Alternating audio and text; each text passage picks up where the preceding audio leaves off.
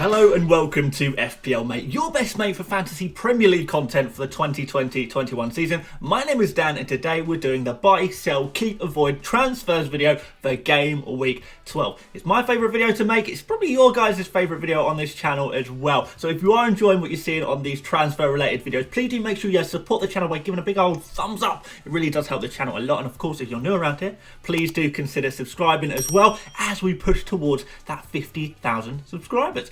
But before we get on to the buys, the sells, the keeps and avoids, the transfer decisions we want to make, we're first going to go to a little message from our sponsor today. And as some of you may know, Buy, Sell, Keep, Avoid is now sponsored by OneFootball. Now, for those of you who don't know what OneFootball is, it's a great app and website for all things football. Now, I personally use OneFootball, the mobile app, to check lineups, scores from Premier League games that I might not be watching necessarily, and sometimes even when I am watching them, just to clarify information about the game. So it is a great resource for football news and transfer rumours as well. So if you do like to stay up to date with your football, check out the link at the top of my description and go see for yourself. It's completely free. So, quick summary of how this series works. So, buys are players you probably don't have, but you should consider bringing in. Sells are players that you probably have, but you should consider removing. Keeps are players you should probably have, and you should probably keep as well. And avoids are players you probably don't have, but you should avoid. Now, I do want to clarify very quickly, because I had a couple of comments recently, and that's fine. People not necessarily completely understanding the rules. And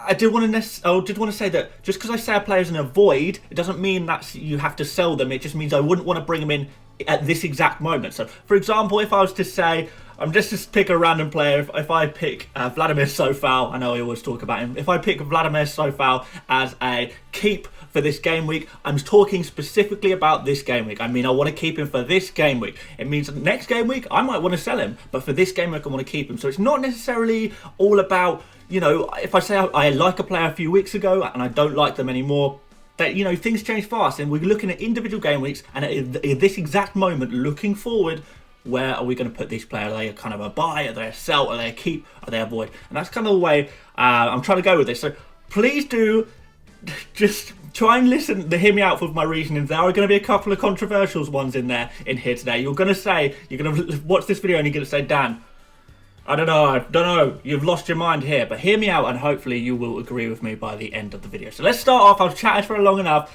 let's start off with some buys. And our first buy today is Mo Salah. I know Mo Salah is a little bit of an obvious one. Usually I don't like to go for highly owned players in my buys, but Salah is only 32% owned, and hopefully I can make up for it with my second buy, which is a bit more differential. But I really did want to chuck in Mo Salah into the buy section, just because I think he's target number one for this game week. That's terrible maths. 68% of us don't own Salah right now, so that's a big percentage of you guys who probably don't have Salah right now. So it's definitely worth having a look at if you don't have him right now, mostly because of that away game against Fulham. Now, this game against Fulham, people will probably say to you, home game against Fulham, that's the one we want to look at. The ideal game is the home game against Fulham. It's not. Fulham actually, although they score more goals when they're playing at home, they also concede more goals when they're playing at home. So if you're an attacking player, you actually want to be playing an away game against Fulham. So this is quite literally, when we talk about Fulham being the whipping boys of the league, this is quite literally the best individual game for a player like Salah to play in. It really is that good. So what we basically need to do is bring him straight in, captain him immediately, and just roll in those points. Liverpool have got a few good games in the past as well, but particularly this is a game where you don't want to miss out on Salah. So Salah is kind of the main man at Liverpool. Salah and Jota, I guess, are the most promising players in there right now in terms of attacking assets we'll want to be targeting for this particular game week. But Salah has this advantage of being nailed on and also on penalties as well. Now, Jota is a good supplement to Salah, but he won't cover his points this game week anyway. And Salah is just the perfect captain for this game week. Fixtures look really nice going forward. Fulham next. Then we've got Spurs. Okay, that's not so great. But then after that, Palace, West Brom, Newcastle, Southampton, Burnley. You're going to get hurt if you don't own Salah through this period. Now, obviously, you can't own everyone, but in terms of premium players, I think Salah is the number one pick for this game. He should be top of your priority list. If you want to get a premium player in, look no further than Salah on this particular game week. Going forward, we might start to look at some Brunos and KDBs and maybe different players take, a different precedent depending on the game week. But on this particular game week, over the next several game weeks, including this one, Salah is the guy, and this could be a huge score for Salah. It really could be very, very big. So I don't think you want to miss out on them, guys. But like I say, a lot of you probably already have Salah already, and that's fine. And well done for you guys. You don't need to worry about this. If you don't have Salah, it's a bit more worrying. But let's move on to a player that's a little bit more differential that maybe you haven't heard spoken about too much. So my buy number 2 is Eric Dier. Now, he's a little bit more differential, you could say. A little bit differential. Now, a lot of people are kind of looking for a safe, reliable defender at the moment. And, also someone who's kind of affordable. Now, Dier fits that bill perfectly. He's only 5 million. That's really nice for the price. Spurs are keeping so many clean sheets. In fact, in the last 5, they've kept 4 clean sheets. All in a row, 4 clean sheets. The last 3 were tough fixtures as well. They played against City, Chelsea, and of course the derby game against Arsenal. Kept 3 clean sheets in those games, and also the game before that against West Brom. So they're on a really, really nice run defensively. They're also the 3rd best for expected goals conceded and expected clean sheets, which is really nice. But that's even more impressive because of these teams that they faced. Now, they're not scoring so many goals right now. Maybe we're looking at them coming a bit more of a proper Jose Mourinho team. Not many goals conceded, but also not many goals scored, sort of playing quite defensively. Maybe. But Dier, he's a defender, so it's not like we're going to be relying on attacking contributions. It's not like a Reguilon where you'll be looking at Reguilon, you'll be paying a little bit more because you're looking for attacking contributions. This is a pure defensive stability in your FPL team. Now, as such, Dier is gonna likely be a bit of a 6-point merchant. No bonus points, no goal contributions. But to have a stable defender, fairly cheap, just to keep ticking along with 6 points every game or 2 out of 3 games, no goal contributions, not going to bother you. If you pick up those 6 points, it's a position in your team you don't need to worry about. Fixtures in the immediate term look okay. They get a lot better in sort of game week 15, 16 onwards. I don't think there's any issue in getting ahead of the curve there, really. And Spurs have kind of proven that they can keep clean sheets against top teams anyway. So if you want a stable defender that you can just stick in your team, you don't want to worry about, because there's so much instability and unpredictability in FPL right now. Sometimes it's just nice to get in a team who's just going to tick over nicely, add that stability. You're not going to have to swap him out after a few game weeks. There's not much risk of him being rotated or anything like that, even over a busy Christmas period. I think it's a really nice play to go for. So now let's move on to some sells. So this is where things get spicy, guys. Jamie Vardy is my first sell today. Now, I know this sounds counterintuitive. It sounds ludicrous because Vardy scored points. But they have kind of been... I don't know if you guys have been watching the games for Leicester. You kind of been let off lightly if you're a Vardy owner. You kind of got a bit lucky. And the luck will only kind of go so far. He's actually kind of looked a little bit disappointing over the past 2-3 games, particularly those last 2 games against Sheffield United and Fulham. These should be amazing fixtures on paper where your players should just go out and absolutely dominate them and get a really nice amount of points, particularly if it's a premium player. You would expect quite a few points there. And this is kind of my issue with Vardy. So you can't predict when he's going to get the big points. Now, this kind of makes him a risky captain option, especially when there's so many fantastic captain options going around. You expect that any player who's 10 million or more in your team, you want them to be every single game week, well, every other game week, something like that. You want to have confidence putting the captaincy armband in them. That's a benefit. That's what makes a really expensive player worth the money that you pay for them. Not just the points they get, but the potential for doubling their points when you put that captain's armband on their arm. So Vardy, because you can't really tell when he's going to haul, he can go against the easiest team in the league, and there's no better chance that he'll get a good score against them compared to when he's playing, I don't know, Manchester United or Manchester City. He's got just as much chance of getting a good score against one of those big teams as he has against a little team, which makes it really risky when we can actually find players who are premium and a little bit more predictable and getting more points, to be fair. When you look at it, Bruno Fernandes, KDB, Salah, if one of those are playing a weaker team, you pretty much know they're going to score some points, and they've been pretty consistent with that as well. So that's the real advantage of going for someone a little less risky. But Vardy, he's not a good captain option. I'm sorry. I wish he was. I kind of hope that he would be. He's just proving that he's not.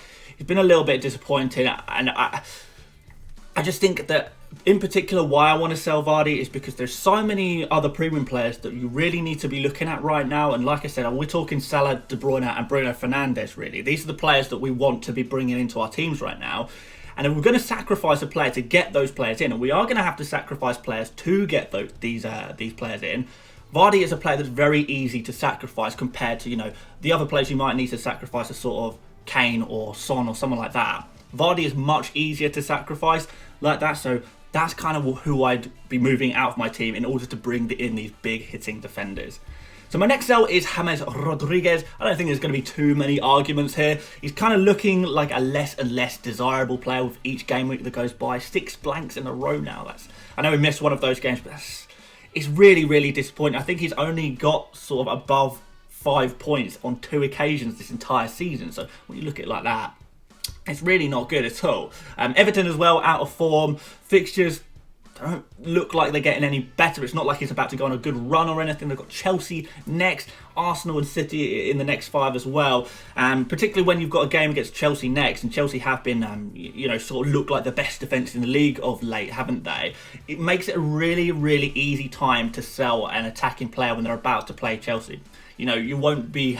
There's not any real chance of getting this immediate regret when the player you sell gets a load of points. There's not going to be immediate regret there. So that could be a little bit of a weight off your shoulder if you have been holding on for James Rodríguez, thinking we'll give him one more week. This is not really the one more week you want to be looking at, and it is kind of time to shift him on. 7.7 million. You want to free that up for these other midfielders. You can maybe use that money to upgrade to a premium. Particularly, for example, if you're taking out Vardy and James Rodríguez, you could buy a Salah and a cheaper midfielder with that money potentially, which would be a really, really progressive, positive move in your team. If not, you could always go for a Grealish or a Jota, who look like the kind of main mid-range price midfielders to get in your team. So loads of options there when taking out James Rodríguez. And if you haven't done it already, I think it's got to be time, hasn't it? It's got to be time. The time has come. So let's move on to some keeps, and we're going to start you off with Diogo Jota. Speaking of the devil, I literally just spoke about him. We'll talk about him again. In fact, I've been mentioning him a few times this video, haven't I? So people are selling Jota like absolute mad because he didn't start the game. He's kind of been one of the most informed players in the league. I think you would all probably agree with that. He's been so informed, but because he didn't start that game against Wolves, everyone's like, sell, sell, sell. And that's pretty crazy, isn't it? It's just this knee-jerk mentality of if a player doesn't get an amazing score for one game week, you only need one blank, and everyone just has to sell him, get him out of their team. It's wild. I really think that Jota is very likely to start this next match. Liverpool can afford to go 4 attackers against this Fulham team because it's a much easier game. They could go out and just smash them. It's the best possible fixture, as I've spoke about before. You can't get a better fixture than Fulham away. I think it's just a very silly time to knee-jerk Jota out of your team based on one game week. In fact, it's ridiculous. It's utterly ridiculous. Jota's kind of arguably a player that you should be bringing in right now, and you should definitely not remove him pretty much no matter what the circumstance. I can't think of a situation where I want to remove Jota from my team right now. There's not like a like-for-like midfielder I'd rather have in my team. He's a fantastic prize. His stats are pretty much on par with Salah right now. If you look at his stats and stuff like that, him and Salah, pretty neck and neck. But, I know Salah is slightly better. He's more nailed on, he's got penalties, but Jota he's still up there. He's still up there, and it's kind of in a way like having, if you have Jota and you have Salah in your team, it's kind of like having 2 Salahs to play against Fulham. So I would definitely want them both. I definitely would not be removing Jota from my team. So for that reason, he is a keep. My next keep is Riyad Mahrez. Again, a lot of people ditching Mahrez because of the one blank. It's crazy. One blank and people lose their heads. It's like, get him out of my team. One blank. No way, I'm not having blankers in my team. I've got no time for blankers, you dirty blanker. So, look, I completely understand why you'd be disappointed in that last game against Fulham. This is kind of one of those examples, however, where you have to look at the points with a pinch of salt and then instead kind of try and focus on the performance. He played absolutely fantastically, Mahrez did. So much so that he picked up a bonus point without getting a single goal contribution. So that's how good Mahrez was. 4 points is an insane score considering it's technically a blank. And if you think that's his level of blank, that's a good sign, surely. So Mahrez created an insane 3 big chances in game week 11 alone. So he's super lucky there not to get multiple assists, let alone one. It wasn't his game week. That doesn't mean it's never going to be his game week ever again. City did miss a few chances, but because of his form, I just don't think you can remove him from your team just because he didn't get a contribution on that occasion. He could have easily got multiple contributions, and you would expect the similar things to happen going forward as well. So it's looking really good. In actual terms of actual football rather than FPL, maybe because he's playing well, Pep will be more likely to keep playing him, and he's going to continue starting on that right wing. And I actually read something interesting about Mahrez as him kind of being a player who can play a lot of games in a row. Kind of due to his low muscle mass, he has a better recovery time or something like that, and he can actually play a lot of games, which is going to be really useful coming into this Christmas period as well. So he's going to, if there's any players that aren't rotated so much over the Christmas period at Man City, maybe you would say that Mahrez is one of them. So yeah, he does look like a really good player to own, slightly longer term as well, during a period where players will occasionally be rotated. We do kind of want to look at players more likely to play, and long term as well. Man City, we spoke about this before, amazing fixtures. So don't focus too much on this one not so nice fixture against Manchester United. After that, it does look amazing for a very, very long time. And I'm not going to lie to you guys, Mahrez, I wouldn't bring him in this game week because of that Manchester United fixture. I wouldn't bring him in this game week. But after that, could be really good indeed. If I did have him, he would stay in my team for the medium term at least. Just gotta, maybe he grabs something in Manchester United. Don't expect anything amazing, but after that, that's when the real business is going to start. And you guys, if you own Mahrez, you've got that to look forward to. So let's go to some avoids now. Just the really controversial ones. We're going to start off with Wilfried Zaha. You're not going to like this. I know you guys are not going to like the fact that I put the last game week's highest scoring players in the avoid section.